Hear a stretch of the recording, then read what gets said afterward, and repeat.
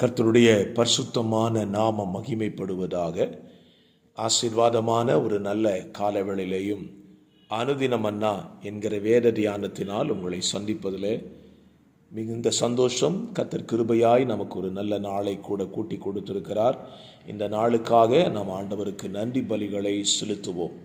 ஸ்தோத்திரம். இந்த நாளின் காலை தியானத்திற்காக ஆதியாகமத்தின் புஸ்தகம் 14ஆம் அதிகாரத்தை இந்த நாளுக்காக நாம் தியானிக்க எடுத்துக்கொள்வோம். 24 வசனங்களை உள்ளடக்கின ஒரு வேத பகுதி. ஆதியாகமம் 14ஆம் அதிகாரம் என்றாலே லோத்து சிறையாக கொண்டு போகப்படுதலும், ஆபிரகாம் லோத்துவையும் அவன் குடும்பத்தையும் மீட்டு கொள்ளுகிற அனுபவங்களை இந்த அதிகாரத்தில் வாசிக்க முடியும். வேத புத்தகத்திலேயே முதல் தசம பாகம் கொடுக்க வேண்டும் என்கிறதை இந்த ஆதியாகமம் 14ஆம் அதிகாரத்தில் தான் நாம் வாசிக்க முடியும். ஆக இந்த அதிகாரத்தின் சுருக்கம் இதுதான். இன்றைக்கு நம்முடைய தியானத்திற்கு இந்த அதிகாரத்தில் இருந்து ஆபிரகாம் லோத்துவுக்கு காண்பித்ததான அந்த தயையை குறித்து நாம் சிந்திக்க போகிறோம். ஆபிரகாமை விட்டு லோத்து பிரிந்து போய்விட்டான். ஆபிரகாம் தேவன் தனக்கு தந்த தேசத்தை நோக்கி பயணிக்க தொடங்கினான்.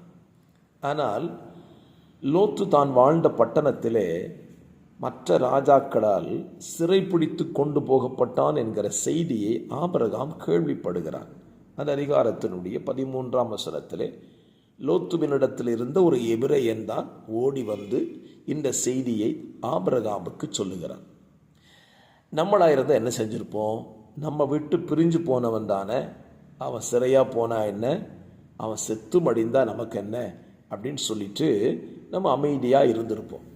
ஆனால் ஆபிரகாமை பாருங்கள், தன் சகோதரன் சிறையாக கொண்டு போகப்பட்டான் என்கிற செய்தியை கேள்விப்பட்ட உடனே தன் வீட்டில் கைப்பிடித்தேர்ந்த ஜனங்களை கூட்டிக் கொண்டு கிட்டத்தட்ட 318 பேரை தன்னோடு கூட்டிக் கொண்டு லோத்துவையும் அந்த ஜனங்களையும் சிறைப்பிடித்து கொண்டதான் போன ராஜாக்களோடு யுத்தம் பண்ண போகிறான். பாருங்க, என்ன பெரிய மனசு. ஸ்தோத்திரம். தன்னை விட்டு பிரிஞ்சு போனவனுக்கு ஒரு பிரச்சனை அப்படின்னு சொன்ன உடனே தன்னோடு இருக்கிறவனை போல் அவனை பாவித்து அவன் பிரச்சனைக்காக ஆபிரகாம் செயல்படுகிறான். இந்த காலவெளியிலே நம்மை நாமே சிந்தித்து பார்க்கலாமே. நமக்கு தொல்லை கொடுத்துட்டு நம்மகிட்ட பிரச்சனை பண்ணி நம்மகிட்ட சண்டை போட்டு பிரித்து போனவங்களுக்கு ஒரு ஆபத்து, ஒரு பிரச்சனைன்னா நம்ம எப்படி செயல்படுகிறோம்? எப்படி செயல்படணும்னு சொன்னால் நம்ம ஆபிரகாமின் பிள்ளைகள் என்று அழைக்கப்படுகிறதுனாலே ஆபிரகாமை போல தான் செயல்பட வேண்டும். ஆபிரகாம் எப்படி செயல்பட்டான்? தன்னை விட்டு பிரிஞ்சு போன தன் சகோதரன் சிறைப்படுத்தப்பட்டான் கேள்விப்பட்ட உடனே ஆபிரகாமால் அமர்ந்திருக்க முடியலை. அவன் உடனே புறப்படுகிறான்.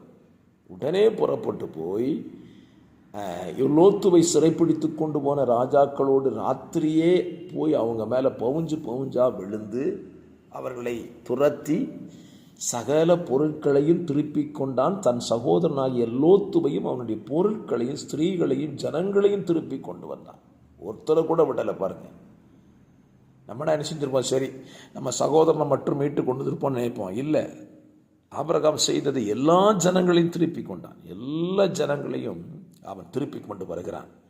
ஆகவே என்னை கேட்கிற அருமையான கர்த்தருடைய பிள்ளைகளே, உங்கள் வாழ்க்கையை சிந்தித்துக் கொள்ளுங்கள். உங்களோடு கூட இருந்து உங்களை விட்டு பிரிந்து போன, உங்களிடத்து பிரச்சனை பண்ணி பிரிந்து போனவங்களுக்கு ஒரு பிரச்சனை ஏற்பட்டால் உடனே புறப்பட்டு செல்லுங்கள். உங்களால் என்ன உதவி அவங்களுக்கு செய்ய முடியுமோ அதை செய்யுங்கள். அது தேவ பிள்ளைகளுக்கு அடையாளம். என்னுடைய வாழ்க்கையில் நான் பல தடவை இப்படி செய்திருக்கிறேன். தேவனுக்கு மகிமையாக அதை சொல்லுவேன். ஆகவே உங்கள் வாழ்க்கையை அப்படி நீங்கள் அமைச்சிக்கிட்டீங்கன்னா அவங்களுக்கு பிரச்சனை வந்துட்டேன்னு சொல்லி அவங்கள பார்த்து கரம் தட்டி சிரிக்கவோ கர்த்தருக்கு நன்றி சொல்லுகிறேன் என்று சொல்லிவிடாதிருங்கள். கர்த்தர் உங்களுக்கு நல்ல ஒரு அரிய வாய்ப்பை கொடுத்திருக்கிறார். போய் நீங்கள் அவங்களுக்கு உதவி செய்யுங்கள். அதுதான் ஆசீர்வாதம். பாருங்கள், இந்த அதிகாரத்தில் ஆபிரகாம் இந்த உதவியை செய்துவிட்டு திரும்பி வரும் பொழுது அவனை எதிர்கொண்டு மெல்கிசேதேக்கு என்கிற ஒரு ஆசாரியனும் தேவனுடைய ராஜாவுமாய் இருந்த ஒரு ராஜா அவனை எதிர்கொண்டு வருகிறான். இந்த மெல்கிசேதேக்கு யார்? பைபிளில் இவனை குறித்து தாய் தகப்பனும் வம்ச வரலாறு இல்லாதவன் என்று சொல்லப்பட்டிருக்கிறது. ஆனால் நான் சொல்லுவேன், இவனுக்கு தாயும் உண்டு தகப்பனும் உண்டு. ஆனால் வேதம் அதை மறைத்திருக்கிறது. வேதம் தேவனுக்கு சமமாக இந்த மெல்கிசேதேக்கை சொல்ல வேண்டி இருந்ததினால அவனை மறைத்து விட்டது. சரி, இப்போ மெல்கிசேதேக்கு ஆபிரகாமை சந்திக்கிறான். அவர் தேவனுடைய ஆசாரியனாக இருந்தவுடனே ஆபிரகாம் என்ன செய்கிறான் பாருங்க. அவன் ஸ்தோத்திரம், ஆபிரகாம் அந்த ராஜாவை அந்த ஸ்தோத்திரம் மெல்கிசேதேக்கை பார்த்த உடனே என்ன செய்கிறான் அப்படின்னா, 20ஆம் வசனத்தில் உன் சத்துருக்களை உன் கையில் ஒப்பு கொடுத்த உன்னதமான தேவனுக்கு ஸ்தோத்திரம் என்று மெல்கிசேதேக்கு சொன்னான். ஆபிரகாம் இவனுக்கு ஆபிராம் எல்லாவற்றிலும் தசம பாகம் கொடுத்தான். ஒரு காரியத்தை சிந்திக்கலாமா? இந்த உன்னதமான தேவனுடைய ஆசாரியனாக இருந்த மெல்கிசேதேக்கு யார்? ஒரு தடவை கூட ஆபிரகாமுக்காக ஜெபித்தவன் கிடையாது. ஆபிரகாம் வீட்டுக்கு வந்தவன் கிடையாது. ஆபிரகாம் யாரோ இவன் யாரோ, இவனை குறித்து நமக்கு எந்த அறிமுகமும் இல்லை. அறிமுகமே இல்லாத ஒரு மனுஷன் வந்து ஆபிரகாமை ஆசீர்வதிக்கிறான். அப்படி ஆசீர்வதித்த உடனே அவன் தனக்கு இருந்த எல்லாவற்றிலையும் அவனுக்கு தசம பாகம் கொடுக்கிறான். ஸ்தோத்திரம். இன்றைக்கு நம்ம வாழ்க்கையில் யோசித்தீங்க, தசம பாகம் கொடுக்கறதுக்கு எவ்வளவு யோசிக்கிறோம். தசம பாகத்தை ஆலயத்தில் கொண்டு வந்து கொடுக்கணும், அதுவும் இப்போ குறைஞ்சிக்கிட்டு வருது. ஏன் பாஸ்டர் எங்கள் வீட்டில் வந்து வாங்க மாட்டாரோ தசம பாகத்தை, இப்படிலாம் நினைக்க தோணிட்டு. ஸ்தோத்திரம். கவனிங்க, இந்த தசம பாகம் யாருக்கு கொடுத்தான்? தான் முன்ன பின்ன தெரியாது, அவன் யாருன்னே தெரியாது. அவனை ஒருவன் வந்து ஆசீர்வதிக்கிறான்னு சொன்னோன்னு அவனுக்கு கொடுக்குறான். பாருங்கள், உங்கள் வாழ்க்கையை யோசித்து பாருங்கள். உங்களுக்காக ஜெபிக்கிற, உங்களுக்கு பிரசங்கம் பண்ணுற, உங்கள் வீடுகளில் நடக்கிற சகல காரியத்திற்கும் வந்து உதவி செய்கிற உங்கள் சபையின் போதகருக்கு நீங்கள் தசம பாகம் கொடுக்கிறீர்களா? நான் இப்படி சொல்லுவேன், நான் வகிக்கிற ஸ்தாபனத்திற்கு, நான் வாழ்ந்து கொண்டிருக்கிற ஸ்தாபனத்திற்கு தசம பாகம் கொடுத்து கொண்டிருக்கிறேன். அது தேவ பார்வையில் சரியானது. ஆனால் இவன் நம்பிக்கை அநேகருடைய வாழ்க்கையில் தசம பாகம் கொடுக்கறதே பல கேள்வி கேட்குறாங்க. பைபிளில் இருக்குதா, புதிய ஏற்பாட்டில் சொல்லி இருக்குதா, கொடுக்கணுமா வைக்கணுமா, இப்படி ஆர்குமெண்ட் தான் இருக்குதே தவிர நம்ம செய்கிறோமான்னு தெரியல. முன்ன பின்ன தெரியாத ஒருவனுக்கு ஆபிரகாம் தசம பாகம் கொடுத்தான். ஆனால் நாம் என்றைக்கும் பார்க்கிற, பழகுகிற, ஜெபிக்க வருகிற ஊழியர்களாகிய உங்கள் சபை போதகருக்கு ஏன் உங்களால் தசம பாகம் கொடுக்க முடியலை? கொடுப்பதில் நமக்கு எத்தனை மேன்மை தெரியுமா? தாவீது கொடுப்பதை பற்றி சொல்லியிருக்கிறான்.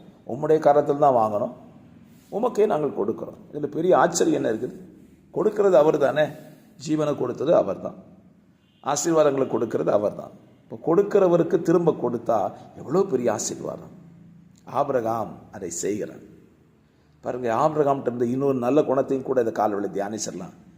இப்போ சோதோமின் ராஜா வந்து ஆபிரகாமை சந்திக்கிறான். சந்திச்சு சொல்கிறான், ஐயா நீ ஜனங்களை மட்டும் தந்துடும், எல்லா பொருளையும் நீங்கள் எடுத்துக்கோங்க, ஏன்னா நீங்கள் தான் யுத்தம் பண்ணி ஜெயிச்சு இங்கே எடுத்துக்கோங்க. ஆபிரகாம் சொல்கிறான், இல்லை இல்லை இல்லை. அவன் சொல்கிறான், அதற்கு 22ஆம் வசனம், ஆபிராம் சோதோமின் ராஜாவை பார்த்து, ஆபிராமை ஐஸ்வர்யவான் ஆக்கினேன் என்று நீ சொல்லாதபடிக்கு நான் ஒரு சரட்டையாகிலும் பாதரட்சியின் வாரையாகிலும் உமக்கு உண்டானவைகள் யாதொன்றையாகிலும் எடுத்துக்கொள்ளேன் என்று ஆண்டவருக்கு முன்னால் கையை உயர்த்தி சொல்லிட்டாங்க. எவ்வளோ நல்ல ஆபிரகாம். ஆபிரகாமுடைய ஆசை என்ன தெரியுமா? என்னை ஐஸ்வர்யவான் ஆக்குறது கர்த்தர் மட்டும்தான். இந்த காலையில் சத்தமாக சொல்லுங்கள், இந்த நாளுடைய ஹைலைட் வார்த்தை, என்னை ஐஸ்வர்யவான் ஆக்குகிறது கர்த்தர் மட்டும்தான். உலகத்தில் எந்த மனுஷன் என்னை ஐஸ்வர்யவான் ஆக்கினேன் என்று சொல்லக்கூடாது. ஆபிரகாம் தெளிவாக இருந்தான். அந்த இடத்துல சோதோமின் ராஜா தோற்று போனாங்க.